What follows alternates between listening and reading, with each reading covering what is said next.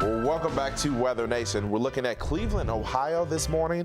A few clouds out there, but the sun is out and it is glistening across Lake Erie.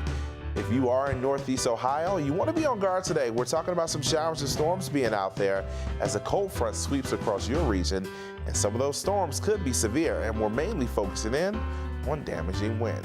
But thanks again for tuning in. And as we take a look at the forecast setup for today, here's that cold front I mentioned. It's stretching across parts of Ohio, but all the way down into parts of Texas. And right along that boundary today, especially in the afternoon, we're talking about those showers and storms likely developing. Temperature-wise, well, behind that cold front, we are definitely cooler. Temperatures in a lot of places from Minneapolis and Omaha and Chicago will only be in the low to mid 70s. But ahead of that cold front, we're still dealing with temperatures well into the 90s out there, whether you're in Charlotte, D.C., New York, or even Boston. So a lot of heat out there.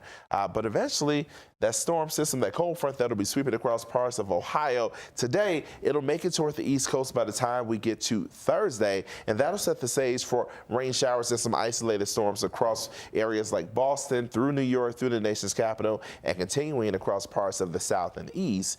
And we'll still notice some warmth out there, but we won't be as extremely warm as we have been. That cold front already having an impact on temperatures by the time we get to Thursday. Chicago, you're staying at 73, Omaha 80. Back toward the south, we're talking about heat still being out there, temperatures in the low to mid 90s, and across the desert Southwest, we're continuing with temperatures in excess of 100 degrees. Now, looking at Friday, that cold front begins to turn stationary.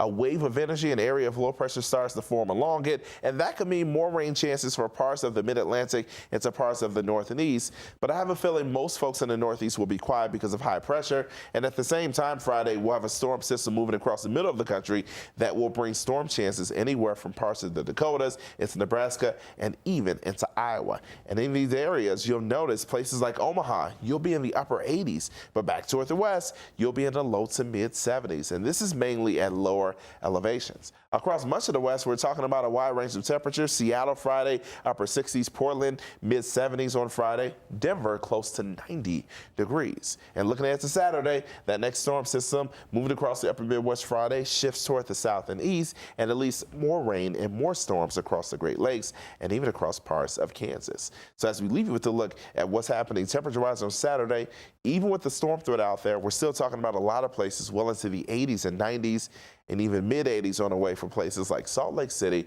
and Denver. But now let's take you out to La Paz, Mexico.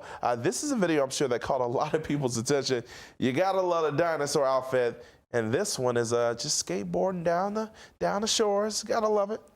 Yeah, definitely having some fun out there, and why not enjoy the sunshine while it's there. We have been tracking some activity out through parts of the eastern Pacific. Doesn't look like anything big that's going to impact Mexico, but we have some more storms in the forecast out over the eastern Pacific. We're currently tracking tropical storms Norman and Miriam, and also looking at a moderate chance of development for another storm system that's forming out in the Pacific. Well, let's take a closer look at Miriam, track what this storm is doing now. 65-mile-per-hour winds and a westerly track at about 13 miles per hour. This storm is going to take a sharp turn off to the north by the time we head Thursday and on into Friday, and then continue to veer off to the northwest, going to stay clear of Hawaii, but could bring some higher surf to the north sides of the islands. Now, as far as Norman goes, this storm has 60-mile-per-hour winds, currently moving west at 10 miles per hour.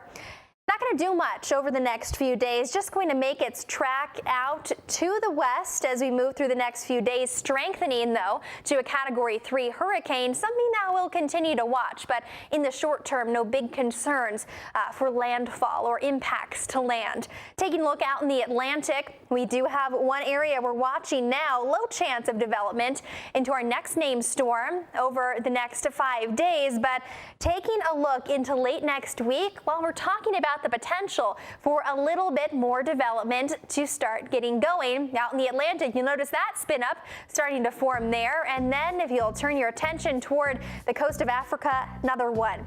Now, these two storms have the potential to maybe be Florence, maybe be Gordon. We are going to be keeping a close eye on the development there and see if they continue to hold together in the forecast. Now, stay with us here on Weather Nation. Download our Roku app or catch us on Amazon Fire TV.